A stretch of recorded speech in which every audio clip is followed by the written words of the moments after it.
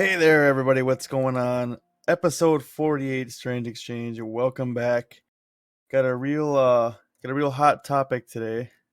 We got the good old fantastic Heaven's Gates. Anybody who joined knows and remembers.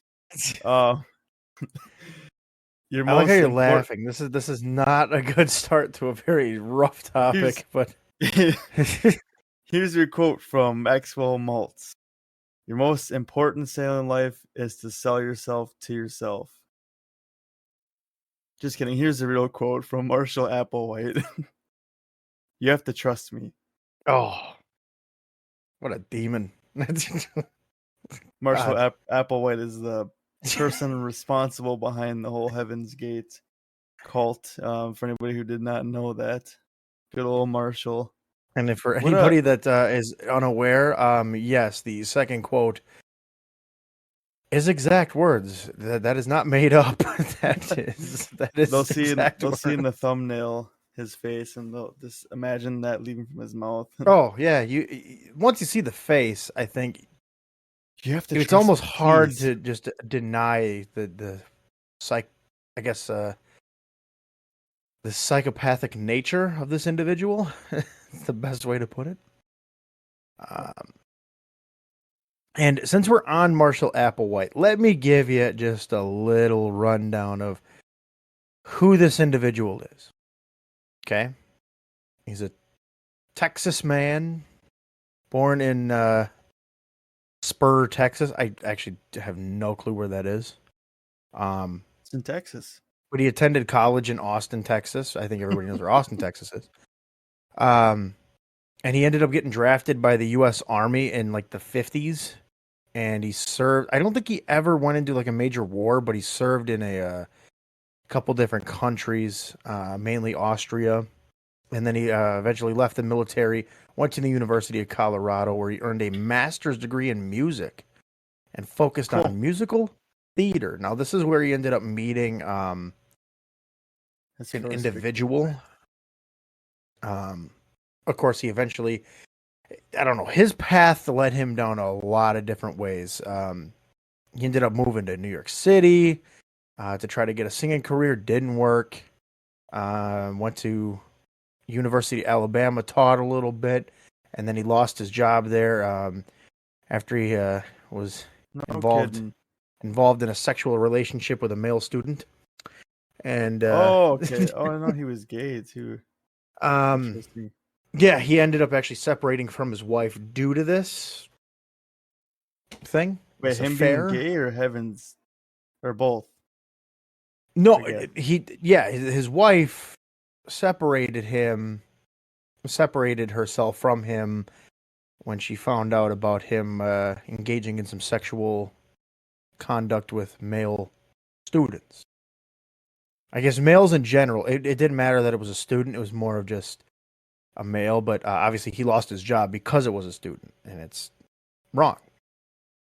Um, and then he eventually revealed that he is homosexual to his father, and his father ultimately denounced him from the family. Um, Oh, he was attracted to his father. Is I that what don't you know just about said? that. What No, he's no. homosexual from I said his father, like he got. That's how he claims no. to I'm be saying transformed. he opened up about his homosexuality to his parents, and his father basically said, "I want nothing to do with you." Oh, You know, okay. He was because like, yeah, his he was. family's very religious. That was the whole thing. You know, they were those Texas So Christians, and you know that's where the religious aspect of their cult came from. It wasn't exactly. like he just spewed the ideas; he warped it. Okay, I see. Yeah, he ended up actually, but after this, he did quite well for himself, working at the University of St. Thomas in Houston. No, not the one in St. Paul.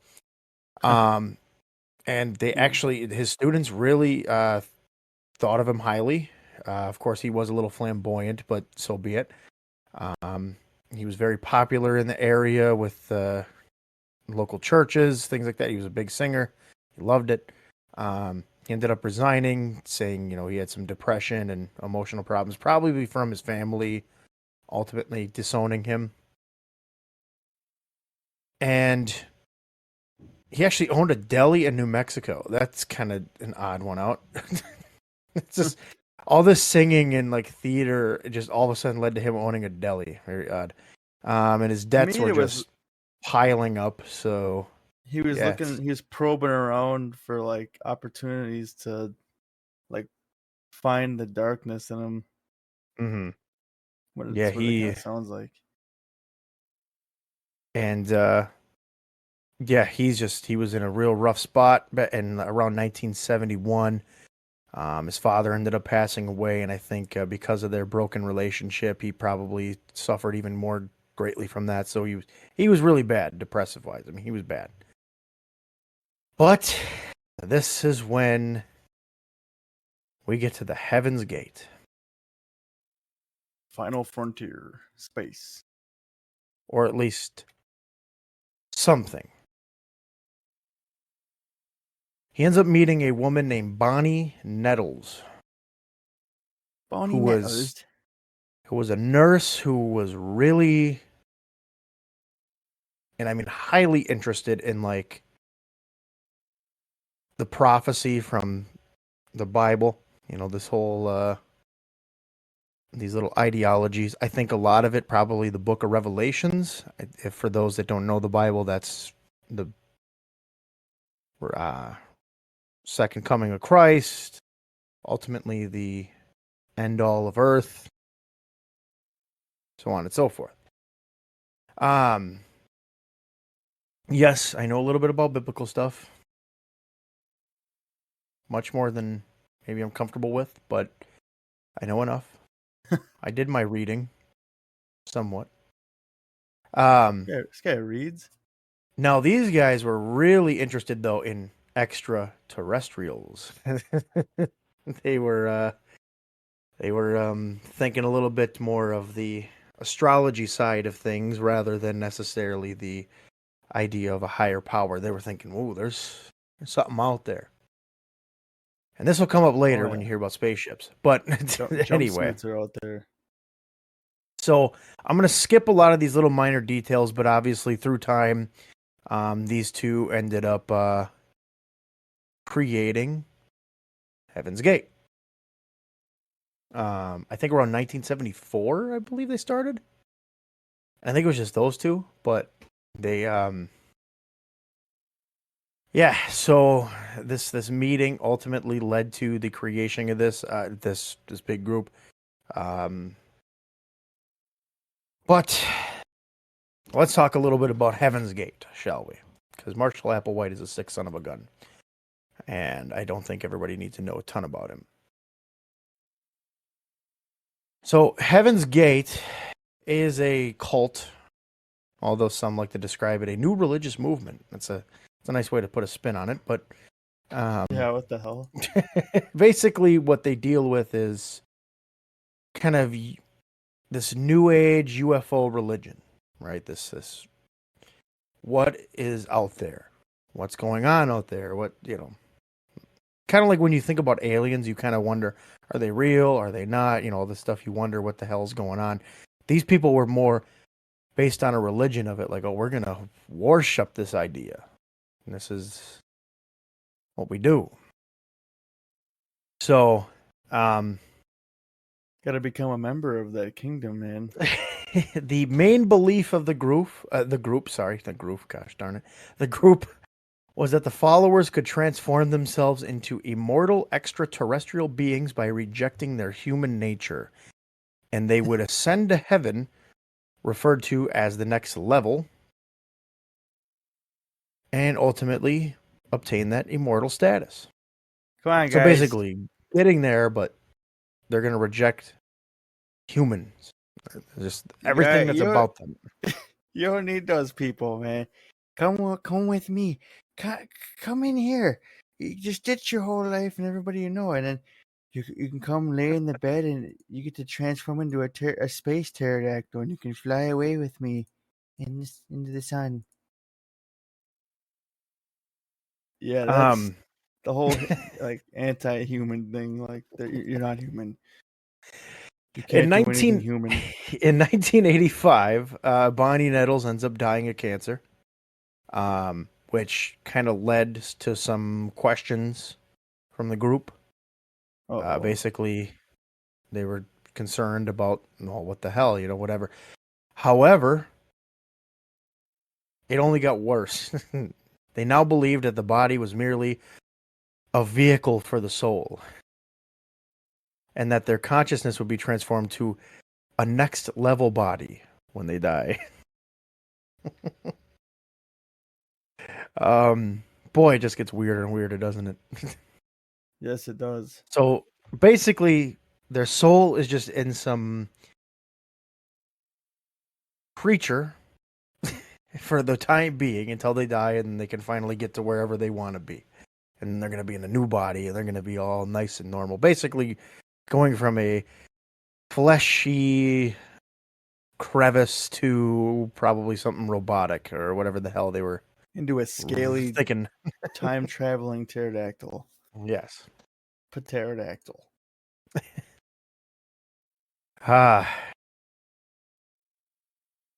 People were bored in the 70s. I think so. I mean, obviously, there was a lot to be digested back in that time, with all sorts of just occurrences and chaos. There were so many cults, if you think about it, from the span of like the 60s all the way to the 90s. Actually, just kind of insane. I don't know how common they are anymore. I mean, I know the biggest one is Scientology. Sorry, folks, it is a cult. But yeah, that's probably the most modern one right now. That's what I was going to say. I mean, you can consider some of like the little sectors of Christianity, like the Westboro Baptist. That could be you can call that a cult. Just with some of their focus, and that's obviously their ideas are being passed out, but I don't think there's ever been anything more like this, though, as of late. Nothing chaotic and like, I don't know, maybe it's just stuck in the shadows and we know nothing about it. Maybe there's some group hiding in a basement starting a fight club and worshiping aliens. I don't know. Having little chicken fights in the basement. That's exactly it. They got some sort of weird meetings. They post their little pamphlets up at Blockbuster that doesn't exist anymore. They're just hoping people show up. Please. So, now this group did kind of go for the most part, I think, undiscovered for a while. That nobody really knew much about them. Heaven's Gate finally got some recognition in '94 when the LA Weekly ran an article on the group, basically detailing a little bit about them and what their cause is and what they believe. And then, of course, a famous documentarian, Louis Theroux, contacted them about doing some sort of investigative series on them in like '97, and they responded to his email saying that they could not take part in the documentary because at the present time a project like this would be an interference with what we must focus on. So basically they were planning their death here. They just didn't want to say it. If that adds any more eeriness to the story. Definitely does. But now let's get to the heart of the matter. Shall we? The dying part, or yeah, for those that don't know what happened to them, you're going to find out. Obviously, I think a lot of people do know. It was a major story. There's been documentaries released, all that type of stuff. Just a heads up here. They had 41 members pre-97. And after 97, they had 2. So what happened to 39 people? Well, you're going to find out. They went to the great beyond, man. You're going to find out. they transcended into Tom Cruise's new movie, In March of Mission Impossible. Oh, good God. In March of 97, Marshall Applewhite, that's right, Marshall, the man who said you should trust him, trust me. taped himself in a video talking about mass suicide and speaking that it is the only way to evacuate this Earth. He went on to explain that a spacecraft was trailing a comet and that this event would represent the closure to Heaven's Gate. He then proceeded to persuade 38 followers to prepare for ritual suicide so their souls could board the supposed craft. You won't be able to get on unless you kill yourself, Tommy. All right? Marshall Applewhite believed that after the deaths, the UFO would take their souls to another level of existence above human, which he described as being both physical and spiritual. Of course, each member that partook in this event did tape themselves a little message to their families, all that type of stuff. Whatever. Oh, that is horrible. Now, in order to make sure the suicide would work, they took, I don't know how to exactly explain what this is. It's like a medication for like epilepsy. And they mixed it in with some applesauce or pudding, and then they would drink vodka to get it all the way down. What a odd combination of things. Obviously, we know then they would lay in bed, and they proceeded to secure plastic bags over their heads in order to asphyxiate themselves. Was that just to make sure the job is done? Oh, exactly. Yeah. Because Mr. Old Man Marshall is just like, yeah, the pudding, the apple pudding is enough, but it's not quite enough. But and they're like, what? And he's like, no, nothing. Just get the plastic. Get the plastic. Get to the bed. Wrap yourself. Mummify. Oh. It's mummy time. No. Lay down. Because I don't understand. I don't. He's like, these people are like, okay, wait a minute. We have to like poison ourselves, and then we have to like suffocate ourselves. Yeah, like pretty much, yeah. Well, I think the drug. I think the side effects of the drug that they cause kind of like a sedative state, so you would maybe fall asleep, you wouldn't notice, and they could basically just suffocate in their sleep. Oh, okay. So he's like, it's for your own comfort. Exactly. So it's kind of not like the Jim Jones thing, not as that was awful. This was more like it's still awful, but it was more like, hey, I don't want you guys to necessarily suffer. Now here's the weird part. All 39 individuals that committed the mass suicide were dressed in identical shirts and sweatpants, wearing Nike athletic shoes. Yeah, what's up with the Nikes, man? And they were wearing armband patches that said Heaven Gates Away Team, whatever. And then, of course, in their pockets, they had a $5 bill and 3 quarters. Rich. That's so they can take that to the case there's vending machines on the Comet, right, or on the ship. I don't. I mean, who knows? Who knows what their thought process was? 21 women and 18 men between the ages of 26 and 72 are believed to have died. There's a 70-year-old over the 3 days. Yeah. Well, I think it's him. I think it's him. Oh, they're counting him. That would be the oldest. He's like, he's about to perish anyway. So this is great for him. because he's like already knocking on death's door. He's getting, I mean, he's pretty old, getting there.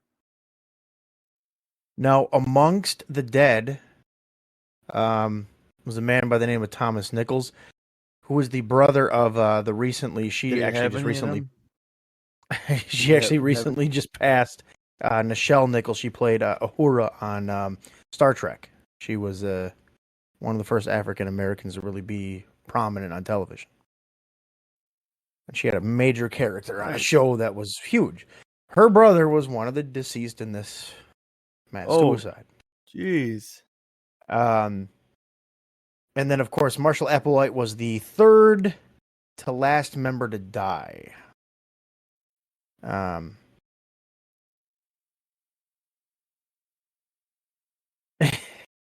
So, yeah. You have to trust him. You gotta trust him, even if you are the brother of a Star Trek superstar. Don't care who you are. We're all equal on the ship together. We'll all go together. Just make sure to get the plastic. That's the most important part. Can't forget the plastic. And put on these Nikes. Make sure you wear the Nikes. Yeah, he was a fan of have Nikes, you going, I guess. That's kind of the kicker. Can't have you going on that ship, looking like a rag doll. You gotta have you drip. Gotta have you dripping on Gotta that have your ship. drip. Good God. Gotta have you dripping on my ship. Yeah, what a weird combination of things. I mean, you think one of these people would just be like, "What the hell is going on here? Like, what am I doing?" Was there anybody who like walked away from this and was completely like awakened by the situation? Were they like, "Fuck this"? I don't really see that. I guess I don't rightly know. I didn't get that. Anybody who was thinking logic like that didn't make it that far into it to get sucked into the hole. Exactly. And there was an anonymous tip that was sent into the sheriff's department down there, suggesting that they need to go and see what's going on over here. They're kind of concerned. They haven't seen anybody come out of the house in some time. So a sheriff goes in there. And by the way, the guy's by himself too. This one officer goes in there by himself. Oh boy! And saw 10 bodies immediately, and then just smelt like this nasty, the smell of a decomposing body, basically. That's the smell of the ship coming.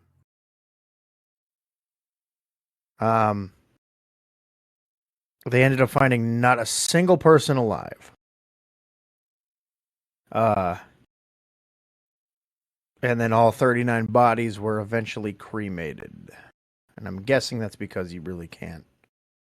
What else can you really do at that point? The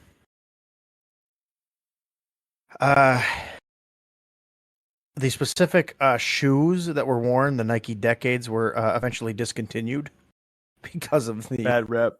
Because exactly, I think nobody's gonna buy them and say, "Oh yeah, these are cool shoes." Yeah, all those guys that died wore these. You know, I gotta have my It's not a really Decades. It's not a very good marketing structure. Heaven's Gate Nikes. Yeah. I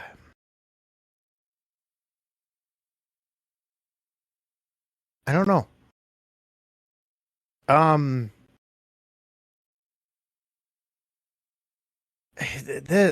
I guess I'm trying to figure out, because again, we asked the same question with Jim Jones. How is it that somebody gets so sucked into this? I really want to know. When do you start to think, yeah, this is nuts? Is that just never a thought? I mean, their members had to. A lot of them must have been desperate. I'm assuming they had to be like people. Because I mean, the guy leading it, Mr. Marshall, this guy was old, and when you were going through his like history, what led up to him like to where he created this cult, this um sanctuary. Yeah. It sounds like he just kind of had a really tough time and was burnt out or frustrated and just searching for that purpose. And he was like in his mind probably thinking, I don't really know, I'm 7 years old, late 60s, 70s, whatever. I'm getting old. I gotta do something here. Oh, I got it. I got it. Got your Nikes, plastic. Here's the medicine. In case anybody gets sick. Can't have anybody go on the ship getting sick. So I'm assuming these, like, a lot of people were desperate Yeah.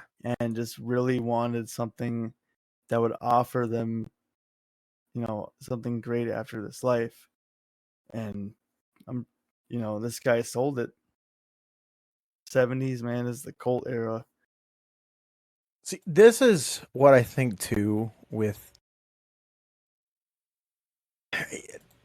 the biggest problem that I see with this cult is I understand, like, obviously we all know there's a curiosity with space. There always will be. Yep. We are so overwhelmed with the unbelievable amounts of curiosity that we have. Like, oh, what if there's life on another planet millions of light years away? We would never truly get to see that, I think, in our lifetime, probably in many lifetimes. And I think people were just kind of awestruck with it, but it's the belief was almost based around Christianity with the concept of heaven and the concept of this kind of immortal life after the fact. But they attributed it to UFO and the space and just what's on the other side, and our bodies are just simply just vessels for our real consciousness, and we're eventually going to end up going somewhere where we're much more appreciated and needed. It's like you're wearing people's minds down just to get them to die. And that's absolutely what it was. It was just preying on weak and people that probably didn't have a lot going for them, and then just manipulating that limitation of certain thoughts, and probably a lot of fear involved too. And it's like, oh, this guy's making a lot of sense. Plastic, Nikes. I mean, come on, man. Yeah, just perfect. All you gotta do is lay down in this bunk bed, and we're stepbrothers. And then we're going off to heaven. That's it, man. This guy's got the key. And I love their logo too. It's like a keyhole. It's like, I have the key to your to the next exactly. That's probably what his whole thought process was. It was like, I have the key to the gate. We have your answer here. You just have to come with us. Yep. Wait, I wonder what the whole point of like the comet being in front of it. Like, why couldn't it just come like by itself?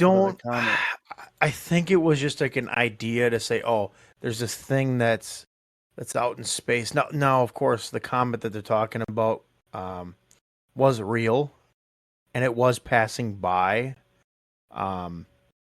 And maybe they were just thinking, well, that's why you can't see the ship, because it's next to it. You can't see it. It's like it's a way of getting people to believe, like, okay, why can't I see the ship? Oh, because it's hidden. Okay, whatever. Because people got to be questioning, well, where's the ship? Why can't we see it? Why can't we see it with a telescope or even the naked eye? Well, it's hiding. It's behind the comet. It's hiding. It has to hide from you. Like everything else in life, you got to work for things, and things are hard. They don't come easy. So you just, it's got to be behind the comet. It's just the way it's got to be. I mean, literally, this is just a guy pulling up saying, I have free candy to give to you, getting my van. You get in the van, there's no candy. There's just nothing but suffering. That's the They're just ultimate end Nikes. all be all. Well, there's Nikes, yes. Nikes are not very exciting, but yes.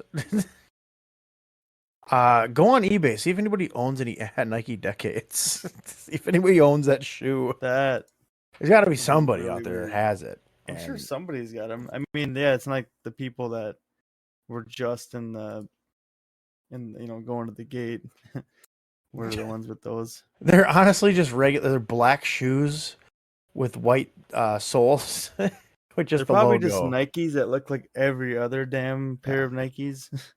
They're just In fact, here I found older. one on eBay. They're pricing it for like almost $7,000 for a Those pair things of are these. butt ugly.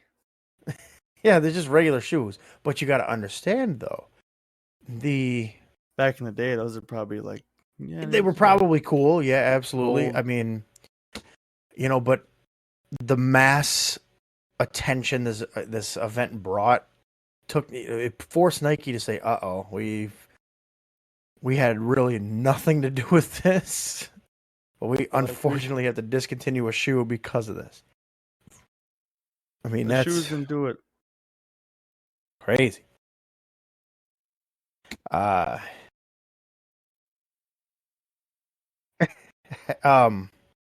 We're bringing them back. The Nikes. So as of this year, it's been 25 years since this happened.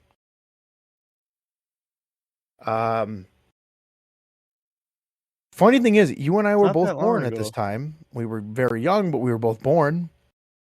In fact, you were born actually a mere couple of days before this event.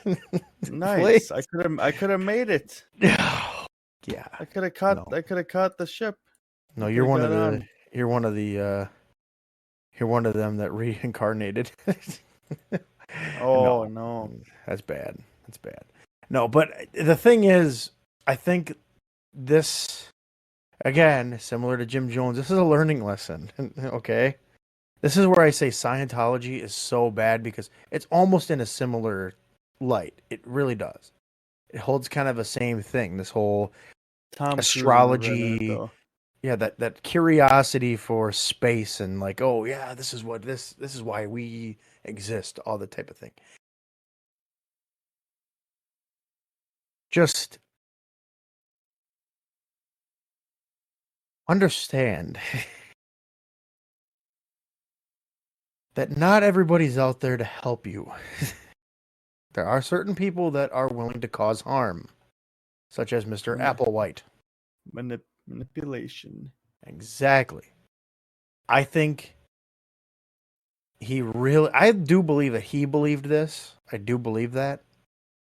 And maybe this friend he made, this Bonnie Nettles, who passed away, I think like 12 years before this event, maybe really got him to believe this. Because again, that's how they became friends, is she was explaining to him all this weird theories and things in her head about UFOs and how it ties to the biblical prophecies and all this stuff. So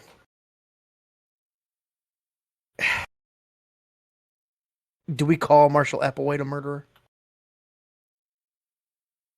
I would, yes. Okay. Absolutely. So, yeah. That's Heaven's Gate for you, folks. That's what we got. Place you would not want to be.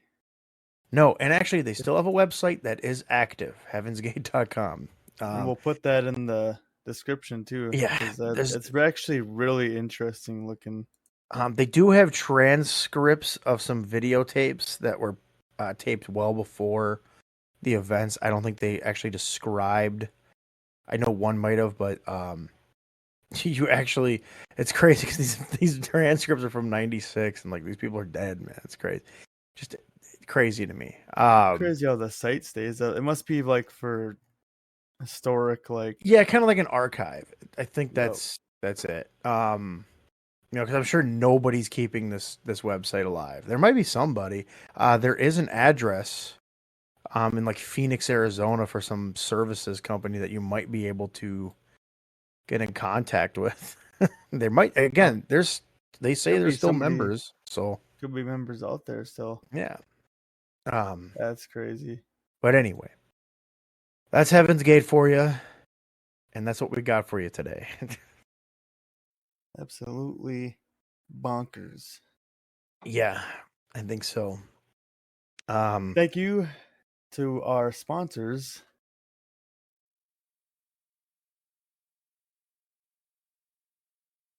Platypus. Could not think of. I was gonna say a few different things, and I'm like, I don't want to say that. Platypus pajamas. Is that real? Buy them. Is that real? No, it's not real. Why do I feel like it's a real company? I had like 3. It does sound. You know what? Let's look it up. That's Our crazy. show is sponsored by NordVPN. Protect yourself on the internet. Yeah. Oh, everybody does that. Platypus pajamas. Well, platypus pajamas are Not exactly real. Fantastic. It's not real like Heaven's Gate. Thank God. Yeah. So actually, you know what? There are platypus pajamas, but it's all okay, but parodies it's of not a platypus. company. It's not an actual name brand. Anyways, thanks for listening, everybody. We'll see you guys on the next episode. Stay strange.